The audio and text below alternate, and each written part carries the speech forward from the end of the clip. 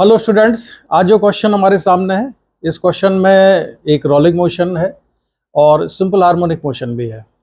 इन दोनों कॉन्सेप्ट का ये कॉम्बिनेशन है जिसमें एक सिलेंडर रोलिंग मोशन में है और जब वो सिंपल हार्मोनिक मोशन करेगा तो उसकी एंगुलर फ्रीक्वेंसी क्या होगी उसके बारे में कुछ डिस्कशन है।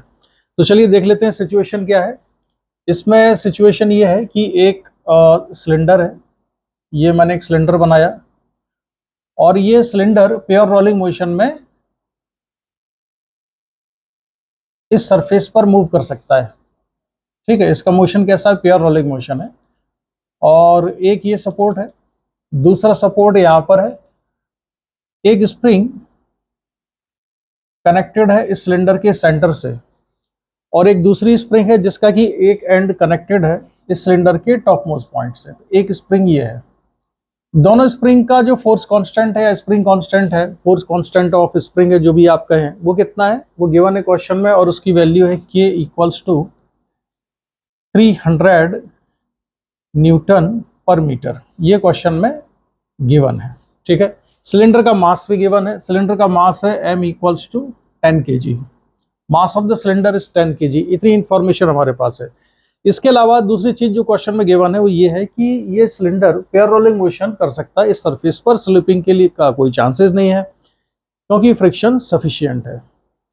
अब अभी इनिशियली सारा सिस्टम इक्विलिब्रियम कंडीशन में है, यानी कि ये दोनों स्प्रिंग जो है कैसी रिलैक्स पोजीशन में है। ठीक है, नेचुरल लेंथ वाली पोजीशन में, और सारा सिस्टम इक्विलिब्रियम में ये मान के चल रहे हैं। क्वेश्चन में ये कहा गया है कि when cylinder is displaced slightly, इस सिलेंडर को हम थोड़ा सा डिस्प्लेस कर देते हैं, थोड़ा सा डिस्प्लेस किया तो ये सिंपल हार्मोनिक मोशन करने लगता है। और उस सिंपल हार्मोनिक मोशन में जो एंगुलर फ्रीक्वेंसी है, एंगुलर फ्रीक्वेंसी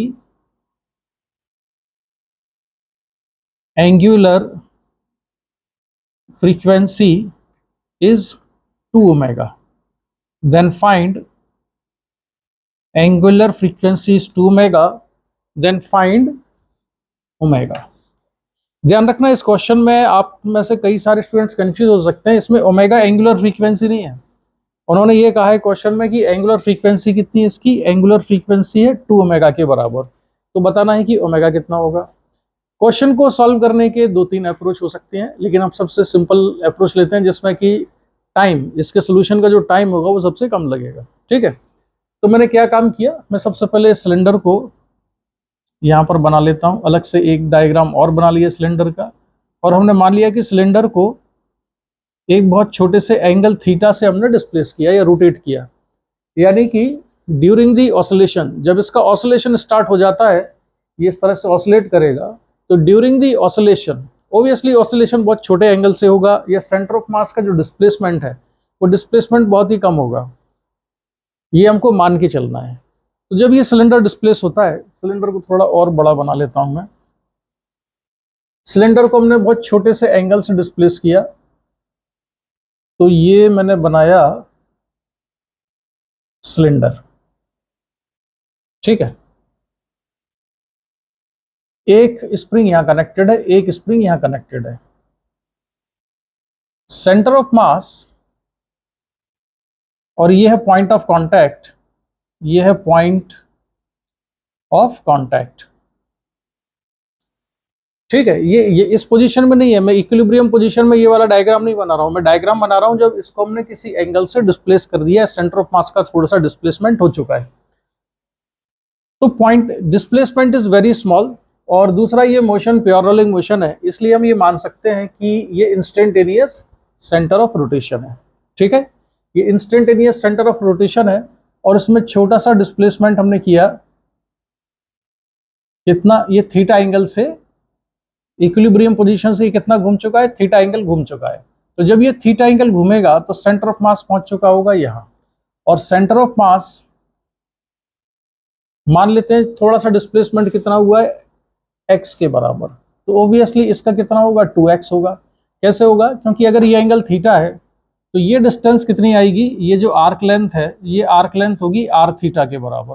कौन सी वाली, ये वाली आर्क लेंथ कितनी है, r थीटा। ठीक है, जो ये वाला पोर्शन है यहां पर, ये आर्क लेंथ कितनी होगी, ये आर्क लेंथ आएगी, ये आर्क लेंथ होगी 2r इंटू थीटा के बराबर।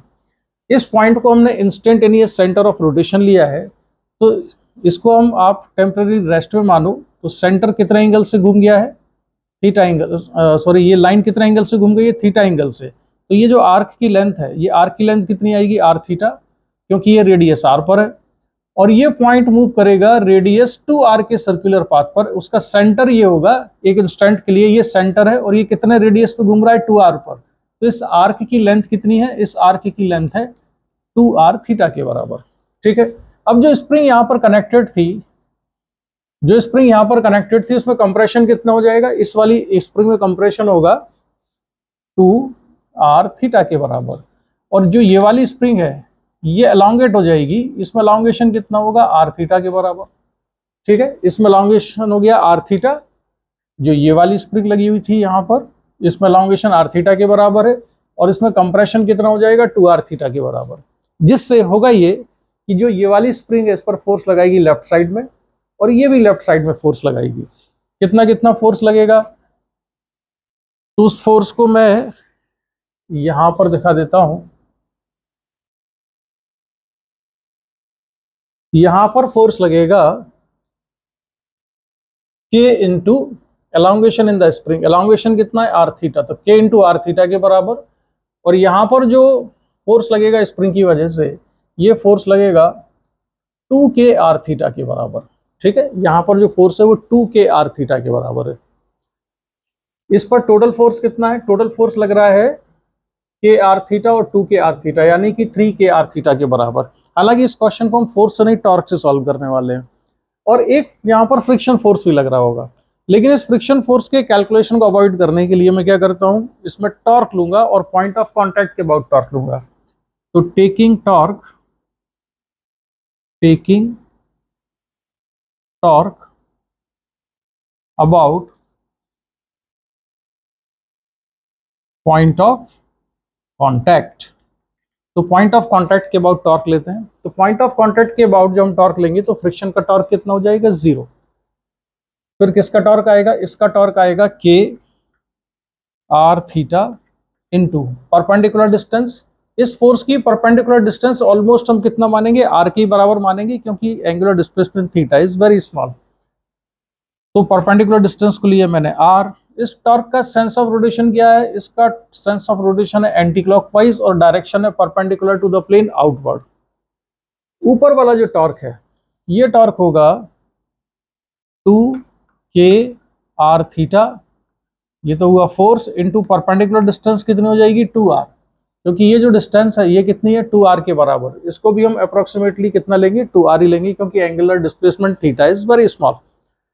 इसका सेंस ऑफ रोटेशन क्या है, इसका सेंस ऑफ रोटेशन भी एंटी क्लॉकवाइज है, और डायरेक्शन क्या है टॉर्क की, outward, perpendicular to the plane outward है। तो दोनों टॉर्क सेम डायरेक्शन में है।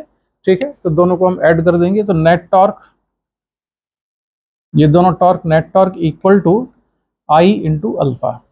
आई क्या होगा, moment of inertia of the cylinder, किसके अबाउट, इसी पॉइंट के अबाउट होगा, और ये सॉलिड सिलेंडर गिवन है क्वेश्चन में, शायद मैं बताना भूल गया हूँ। तो इसका मोमेंट ऑफ इनर्शिया कितना होगा, इसका moment of inertia point of contact के अबाउट आएगा, पैरेलल एक्सिस थ्योरम से 3/2 mr स्क्वायर।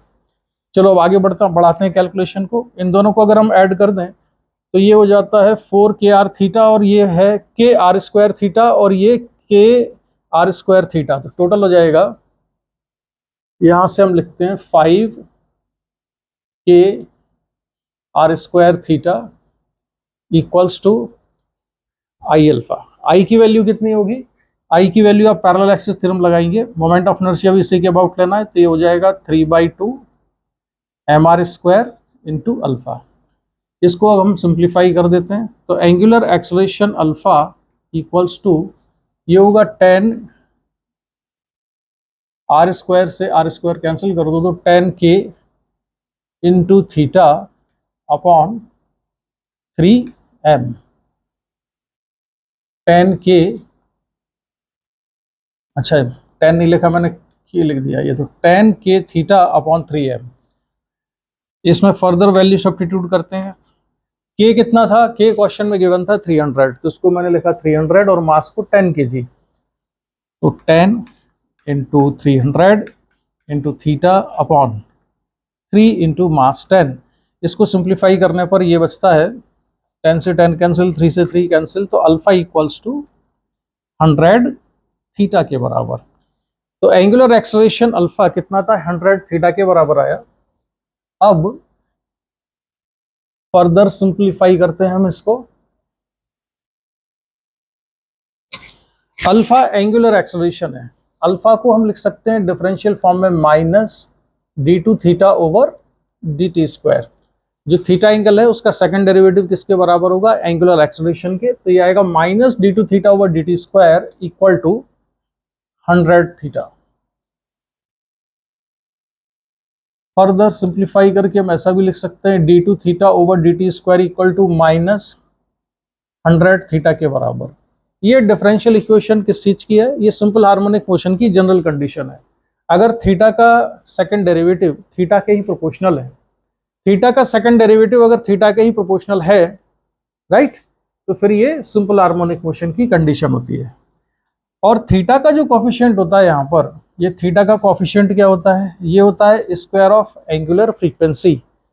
याद करो जो इक्वेशन हुआ करती थी वो होती थी d2x over dt square equal to minus kx।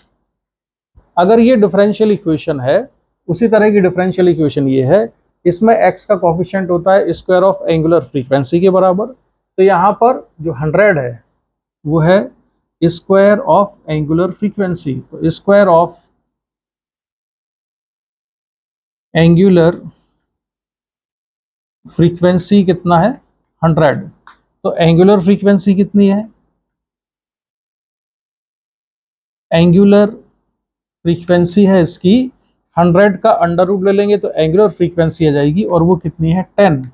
और क्वेश्चन में गिवन था कि एंगुलर फ्रीक्वेंसी कितनी है? 2 ओमेगा है, हमको ओमेगा की वैल्यू निकालनी है। तो यहाँ से हमने लिखा 2 ओमेगा इक्वल्स टू 10, और सॉल्व करने पर omega equals to 5। And this is the answer of this question. So value of omega in this question is 5। तो ये था क्वेश्चन, हमने इसको डिस्कशन किया। स्पेशली ये क्वेश्चन बिगिनर्स के लिए तो नहीं है, क्योंकि मैंने सोल्यूशन को बहुत ज़्यादा डिटेल में नहीं किया है। ये उन स्टूडेंट्स के लिए ज़्यादा यूजफुल है जो भी आने वाले एग्जाम में जेईई मेंस का एग्जाम देने वाले हैं, या 11th क्लास के वो स्टूडेंट जो ऑलरेडी थोड़ा थोड़ा बेसिक नॉलेज जिनको है रोटेशन का और सिंपल हार्मोनिक मोशन का, जिनको ये वाली इक्वेशन पता है। ठीक है, तो चलो इसका डिस्कशन हम यहीं पर कंप्लीट करते हैं।